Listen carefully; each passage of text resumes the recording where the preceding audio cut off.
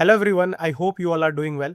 In this video, we are going to discuss everything you need to know about NPTEL, the courses, the certification, the exam, the internships, the post-bachelorate program, everything. So make sure you watch the video till the end and let's start our video. So starting with the first point, which is what is NPTEL. So the full form is National Program through Technology Enhanced Learning. Yes, so it is one of the India's largest free online learning platform in which the courses are directly taught by IIT and IISc professors. And if you talk about the little history, it was launched by Government of India in 2003 and there were 7 IITs and IISc were the founding institute, but now many IITs have joined and many other institutes also joined and providing the course. And there are around 1000 plus courses across many disciplines and IIT Madras is the coordinating institute. Yes. So the learning is free here, only you have to pay for the examination and we will see more about the examination later on in the video. Many of the students have confusion like what is NPTEL, what is SWAYAM. When you visit the website, there is this little confusion. So you can take the example of Netflix. Like Netflix is the platform, same way the SWAYAM is the platform here and the shows, the movies, the series which we are watching, similarly the NPTEL is the course provider which provides the course. So SWAYAM is basically the platform and NPTEL is one of the course provider on SWAYAM. So let me give you a little walk through the website also. Like here you can see all the courses. I have selected the computer science discipline and you can register for any of the courses for this semester. I don't know the last date. Before July you can register for the courses, right? And these are all the little details which we will also discuss in the video, right? So how this NPTEL courses are working, right? So basically there are 3 types of courses based on the course duration: 4-week course, 8-week course and the 12-week course. And accordingly they have their credits, like 4-week course has 1 credit, 8-week has 2 credits and 12-week has 3 credits, right? And based on the weeks, there are assignments, the material you are getting every week, the video lectures, the material, the weekly assignments and everything. All of these things are free. There are no charge, you can register it for the free. But for the examination, you have to pay the fees. We will see later on. And there is no attendance, right? There is no attendance. There is no one taking down your attendance, like whether you are watching the videos or you are doing it. The only thing important here is the assignments. Coming to the assignments, so out of the total score, the 25% weightage is of the assignment and based on the course duration. Let's take an example of a 12-week course. So for a 12-week course, the best or the top 8 assignment scores are taken into the consideration. Similarly, for a 8-week course, the top 6, and I don't know about the 4-week course, maybe the top 4 only, right? And let's say the deadline is 25th for this week. The assignment deadline is 25th. So before that deadline, you can do number of reiterations and you can change your answers and everything. And this is really important because it's a kind of freebies or free marks to score really well and you can aim for higher level of certifications, right? And most of the students make mistakes here. First of all, put a reminder, right? Every week you should put a reminder like this is the date and based on that you should never miss the assignments. This is number 1 point. Second point is many of them rely on the AI, like they literally copy the questions and give it to AI, or sometimes they are watching the YouTube video, which is fine. But what I think you should follow, first of all, in the first attempt, you should try all the answers by yourself. And if you need some help, please refer to the materials which are provided by the course instructor, right? This should be your second step. Before first you will do by your own, then in second step you should refer to the materials, and after that you can use your AI to verify the answer and do the correction. That is fine, but the first 2 steps are really important because otherwise it won't make sense, right? If you are completely relying on the AI and giving all the answers from directly from ChatGPT or Claude, so it doesn't make sense at all. So make sure you first do the assignments from your own, and also what I can say, you can use the materials for the reference. That is fine. Okay, so after the assignments, there is our exam. Like if you have a 12-week course, so after all the 12 weeks, maybe after 1 week or 2 week, you will be having your exam. And for exam, we have to pay the fees, which is 1000 rupees per course. It may vary depending course to course. And the exam is in-person proctored exam and generally located at TCS Science Centers. Many of you know, like the GATE examination, the JEE exams, all are held in there only. So this is it, right? And we have to pay the fees in advance. It's not like you completed the 12-week course and then you can pay. So there is a deadline for each course, like up to when you can register for the examination. And again, I'm speaking, the video lectures, the study material, the assignments, everything is free. The learning is free.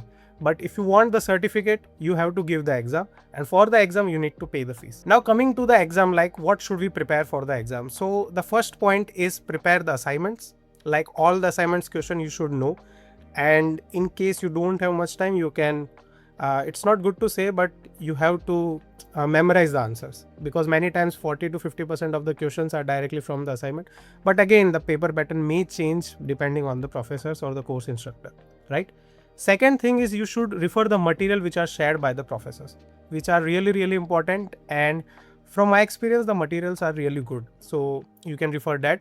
And the third point is if you see the lectures, they provide a reference book. If you have time, then you can refer the reference book, and I think the assignments plus material are more than enough. And if you are referring the book, then you are all set to go in the topper recognitions or elite plus gold silver certification. Now comes the final scoring, like how they are calculating the final score. So final score is basically comprised of two parts. First is assignment and second is the final exam, which we are giving in person. So 25% is the weightage of the assignments and the top 8 or top 6 one, the best assignment scores you got, and 75% is the final examination, right? And to get the certification, you need the average of more than 40 in both of them, the best assignments, like the top assignments, and the final examination. So this is why both of them are really important if you want the certification. Now coming to the different certification levels, which are divided on based on the scores you are getting. So if you are getting below 40, then there is no certificate at all.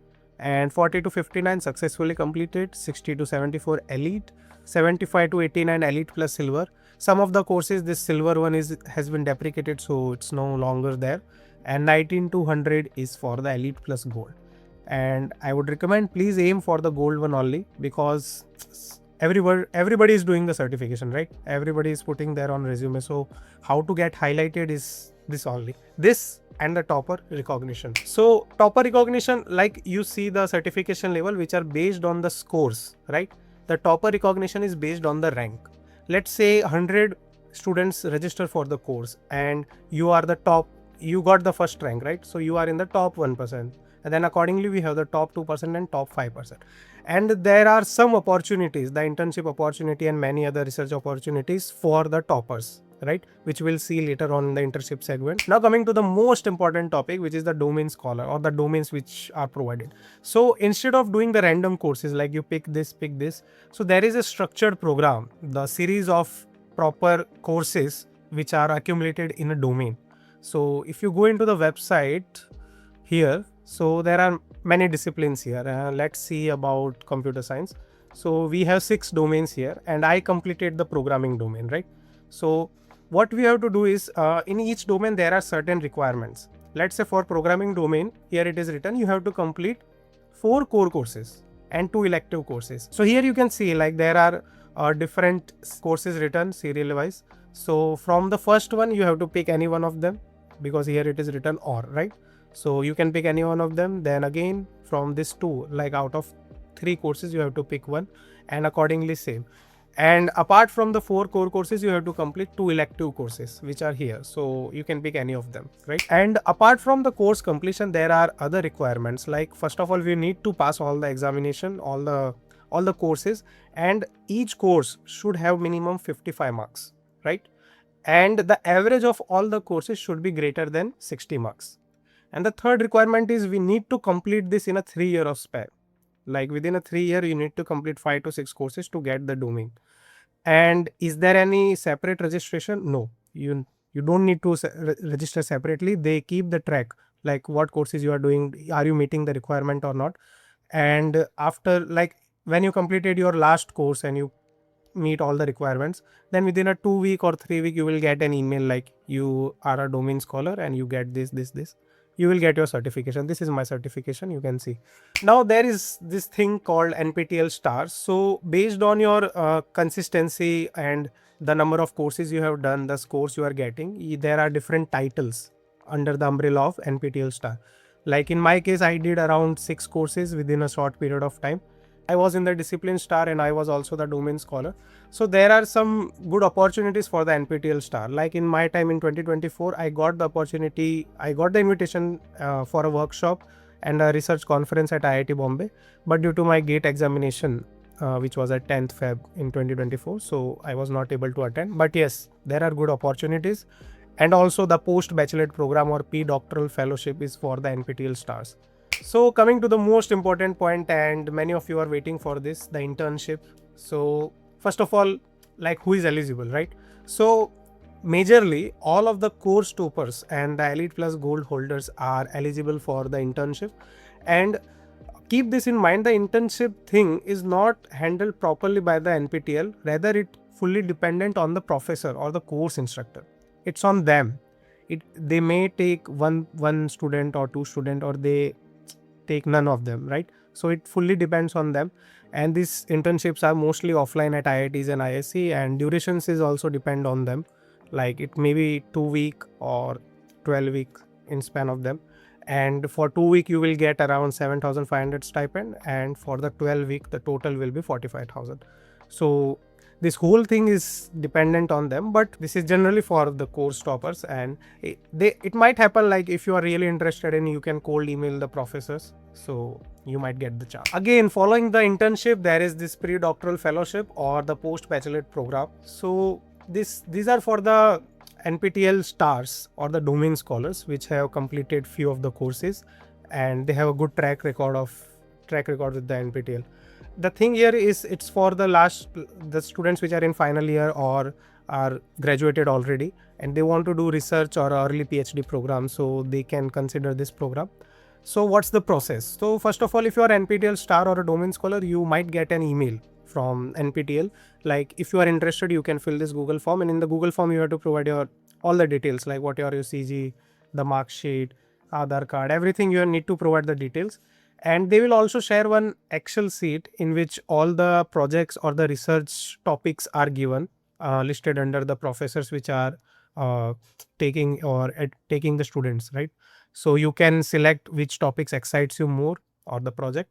And then there will be a kind of interview. Before the interview, there will be an orientation session, like you can clear your doubts, like how is the program and what exactly is going to happen, right? Because it's not a regular MTech or PhD program, it's something different. So there is this orientation program, and following that there will be an interview. The interview might be online, might be offline, it depends totally on the professor. But yes, it's a good opportunity. And if any one of you are targeting moving your career forward in the IITs for a research or a master's program or a PhD program, then this is highly beneficial. And coming to the workshops and goodies, like apart from the courses, there are many workshops going on, the FDP programs, the events, and also they do provide goodies. Like I got this NPTEL Star t-shirt, this hoodie. Yeah, this one is from Domain Scholar. So this was it from my side. I tried my best to put everything and in a summarized manner here. And if you have any doubts, you can reach out to me on LinkedIn and drop the questions in the comment. Please suggest me, like if you want any video on the NPTEL courses for placement or domain scholar thing, and how to go into the post-bachelorate program or internship. So we can discuss these things, and I can bring some people from the same domain and we can have a good conversation there. Thank you.